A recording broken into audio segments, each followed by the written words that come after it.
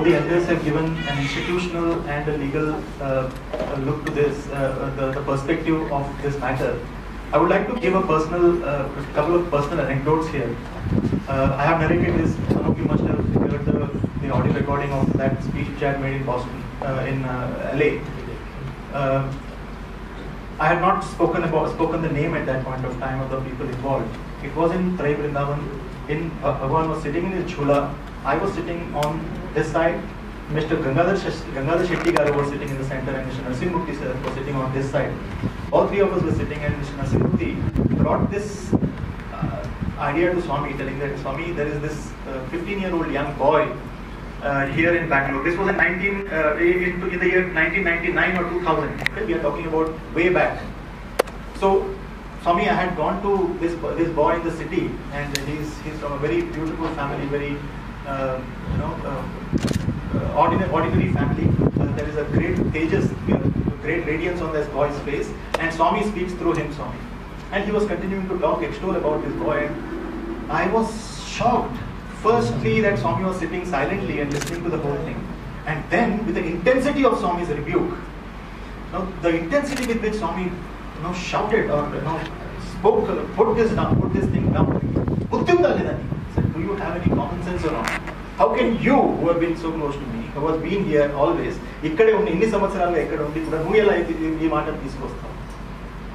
spite of so many years that you have spent in front of me, how can you bring this kind of matter in front of me? Why should I enter somebody's dirty body? Why should I enter somebody's dirty body to communicate? If I have to speak to somebody else, I will speak directly. This is the first incident in 1999 or 2000, I don't remember the date. 25th of April 2011. The whole world was in mourning. I was rudderless, I was crestfallen. I did not know where the world had disappeared under my feet.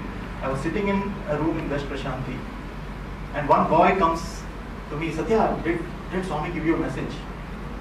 I said, what are you talking about? No. Madhu is standing down, and he is telling me that Swami has given him a message, that I should go and meet Satya first, and after 5 minutes, Swami would give a message to Satya, and then Madhu should come and meet me.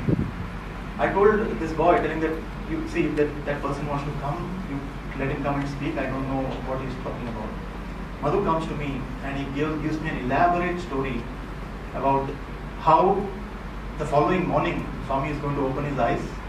That's the hope of each one of us. That's the hope of each one of us. See how people play with hope, play with the emotions of people. Every one of us wanted that to happen. And this boy tells that, there are 4 screws on the casket.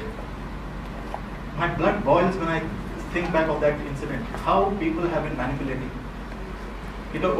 Swami has told me that I have to open the casket. I have to wrap Swami's body in a blanket, to be ice cold. These are the things that this boy is talking to me in West Prashanti.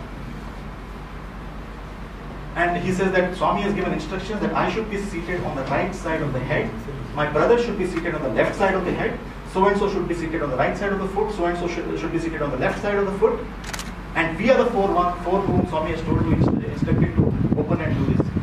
On 25th of April, you're planning for a future? Is this the basis in which the organization is going to function, and is this how we are going to function? On 9th or 10th of May, that was the first time that I ventured out of the room. For 15 days I was sitting inside the rooms. My brothers were bringing food for me inside. I had not stepped out. With great courage, I started moving out. In front of the Western canteen, Mr. Narasimhamurthy comes in front of me. Now, at that point of time, you are searching for solace from any corner. You are searching for a shoulder to cry on.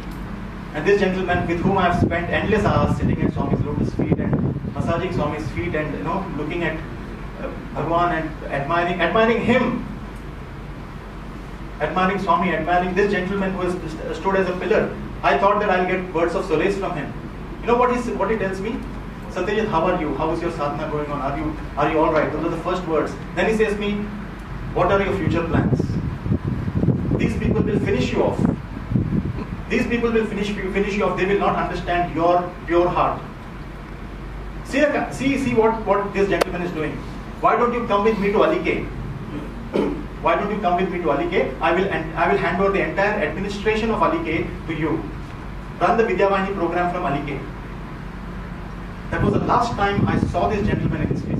I have not seen this gentleman after that. 15 days after the Samadhi, he is trying to unplug people from Prashanti Nilayam and to say that they are not destabilizing Prashanti Nilayam, that their goal is to create something on their own. No.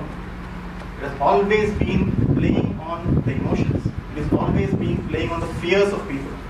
Yes, there is a great vacuum in the hearts of people and they are filling it with false hope. Yes, we want Swami to be heard. We want Swami to be there. Prashanti Nilayam could have started an entire procession that from Yajur Mandir, Swami's car is coming every day. It is not a difficult thing.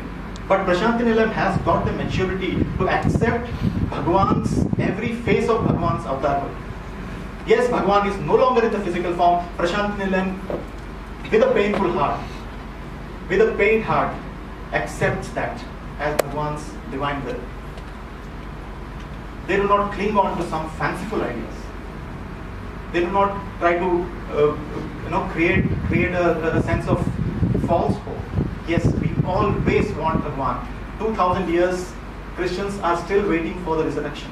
They are waiting for Bhagwan for Jesus to come back, and we will continue to hope for that, but not create nonsensical institutions around that.